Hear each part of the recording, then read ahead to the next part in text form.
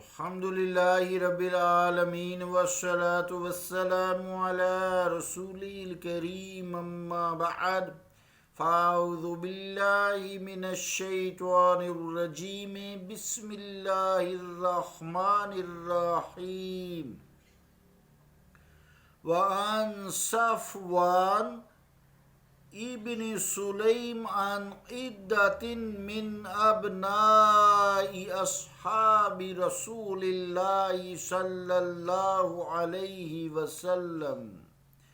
عن آبائهم عن رسول اللہ صلی اللہ علیہ وسلم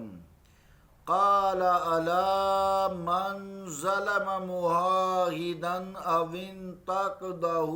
او کلفه فوق طاقته او اخذ منه شيئا بغیر طیب نفس فانا حجیجه یوم القیامہ رواہ ابو داود صدق اللہ و صدق رسولہ الکریم۔ عزیزان گرامی قدر، السلام علیکم ورحمۃ اللہ وبرکاتہ۔ حدیث پاک کا ترجمہ یوں ہے، روایت ہے صفوان ابن سلیم سے، وہ متعدد صحابہ رسول اللہ صلی اللہ علیہ وآلہ وسلم کے بیٹوں سے راوی، وہ اپنے والدوں سے راوی، وہ رسول اللہ صلی اللہ علیہ وآلہ وسلم سے راوی، فرمایا کہ خبردار رہو، جس نے کسی معاہدے والے کافر پر ظلم کیا یا عہد توڑا یا اسے طاقت سے زیادہ تکلیف دی یا اس سے کوئی چیز ناخوش دلی سے لی، تو قیامت کے دن اس کا مقابل میں ہوں گا۔ ابو داؤد۔ اللہ اور اس کے رسول کا قول سچا ہے۔ عزیزان گرامی قدر، حضرت صفوان جو ہیں جلیل القدر تابعی ہیں، اہل مرتبہ سے ہیں، بڑے عابد زاہد ہیں، 40 سال زمین سے اپنی پیٹھ نہ لگائی، زیادتی سجود کی وجہ سے پیشانی میں گھڑا پڑ گیا تھا۔ حضرت عبد الرحمن بن عوف کے آزاد کردہ غلام تھے، بیٹھ کر ہی جان دی۔ سبحان اللہ، انا للہ و انا الیہ راجعون۔ آپ کی جو ولادت ہے وہ 60 ہجری میں ہوئی اور وفات 1304 ہجری میں ہوئی۔ آپ کی وفات 132 ہجری میں ہوئی۔ عبداللہ بن عمر، عبداللہ بن جعفر، انس بن مالک رضی اللہ تعالیٰ عنہم اجمعین سے ملاقات ہے، اور ان حضرات سے اور بہت سے تابعین سے روایات احادیث کرتے ہیں۔ عزیزان گرامی قدر، حدیث پاک میں ان بیٹوں میں بعض خود بھی صحابی ہیں اور بعض تابعی ہیں، یعنی کثرت سے جو پیچھے روایات چل رہی ہیں اور سلسلہ بسلسلہ ہیں، وہ تمام صحابہ ہیں۔ سب معلوم ہوتا ہے کہ صحابہ تو تمام ہی عادل ہیں، ان کا نام روایت میں نہ آنا حدیث کو ضعیف نہیں کرتا، مگر ان صحابہ کے وہ بیٹے جن سے صفوان ہیں یہ روایت لے رہے ہیں، وہ تمام حضرات صفوان کے نزدیک عادل ہیں، صفا ہیں، اس لیے ان کا نام بتائے بغیر بے دھڑک ماشاءاللہ حدیث نقل فرما رہے ہیں۔ حدیث پاک کی طرف توجہ فرمائیے۔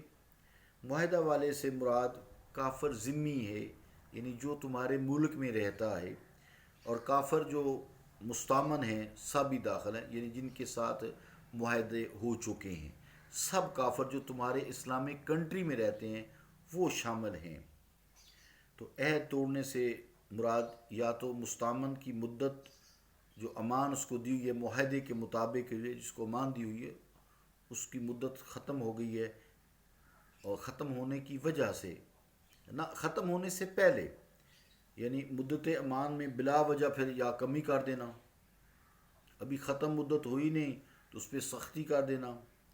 یا باوجود وعدے کے ان سے کیے گئے وعدے پورے نہ کرنا۔ یہاں وعدہ کی خلافی کی بات حدیث پاک میں کی گئی ہے، اور وہ ان کافروں سے کی گئی ہے جو تمہارے ملک میں رہتے ہیں، جن سے تمہارے معاہدے ہو چکے ہیں یا نہیں ہو چکے۔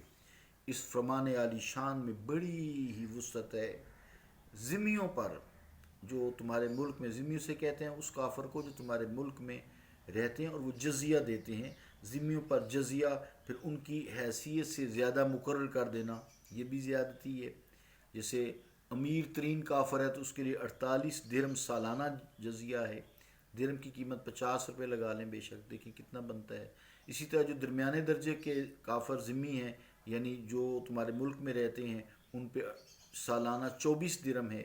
اور جو بہت غریب ہیں بیچارے ان کے لیے 12 درہم سالانہ جزیہ اسلامک کنٹری میں ہے، اور وہ جو ہے اس کی عوض، اس جزیہ کی عوض اسلامی حکومت اس کی جان مال اور عزت کی حفاظت کرتی ہے، اور بہت ساری باتیں ہیں۔ بہرحال یہاں مختصر جو اہم تھی وہ بات کی۔ تو یہ بھی زیادتی ہے کہ اس کے ساتھ جو معاہدہ حضور کریم علیہ الصلوۃ والسلام نے اور اللہ تعالیٰ کے اذن سے کیا ہوا ہے کہ 48 درہم یا 24 درہم یا 12 درہم، وہ زیادہ کر دینا، یہ ایسے مہنگائی کا الاپ ڈھونڈنا اور مہنگائی کے بہانے یا کسی اور بہانے سے اس کا جزیہ زیادہ کر دینا، یا پیداواری جو خرچ وہ دیتا ہے فصل سے اس کو بڑھا دینا، اندھا دھند بڑھائے رکھنا کسی بات کا بہانہ لگا کر، یعنی زیادتی کرنا، خراج کی وصولی بڑھا دینا، یہ ان پر سخت منع ہے۔ ناجائز پھر سختی کرنا، ان سے ڈرا دھمکا کے ہدیے تحفے لینا، بہانے ڈھونڈنا ان سے مال بٹورنے کے لیے، ان سے رشوتیں لینا، یہ سب اس میں داخل ہے۔ یعنی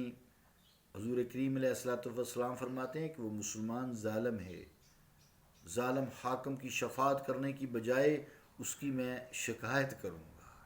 قیامت کے دن میں شکایت کروں گا اللہ تعالیٰ سے اس مسلمان کی جس نے تمہارے ملک میں جو کافر رہتے ہیں ان پر زیادتی کی، اور بجائے میں اس کی شفاعت کرنے کے، اس کو عذاب سے بچانے کے، اسے میں عذاب میں گرفتار کرا دوں گا۔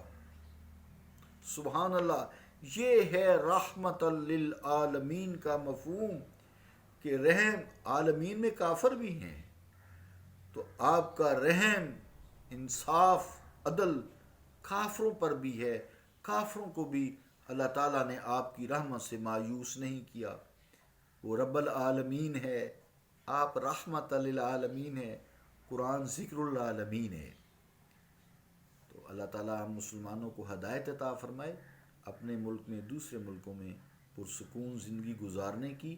اور گزارنے دینے کی توفیق عطا فرمائے۔ صلی اللہ تعالیٰ علی رسول خیر خلقہ محمد وعلی آلہ و اصحابہ اجمعین برحمتک یا ارحم الراحمین۔